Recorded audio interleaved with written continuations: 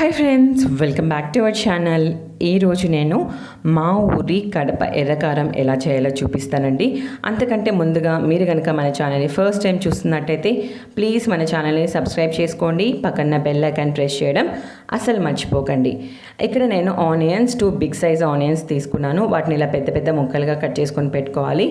అలాగే 10 ఎండుమిర్చి తీసుకున్నాను. వీటిని వేడి నీళ్ళలో ఒక 10 నుంచి 15 నిమిషాలు మనం నానబెట్టుకోవాలి. అలాగే 5 వెల్లుల్లి రెబ్బలు, ఇంకా రుచికి సరిపడా ఉప్పు. మనం ఇప్పుడు ఒక మిక్సీ జార్ని తీసుకొని అందులో మనం తీసుకున్న ఇంగ్రీడియంట్స్ ఆనియన్స్, అలాగే వెల్లుల్లి రెబ్బలు, మనం నానబెట్టి పెట్టుకున్న ఎండుమిర్చి వీటన్నిటిని, ఇంకా సాల్ట్, వీటన్నిటిని వేసుకొని మనము గ్రైండ్ చేసుకోవాలి.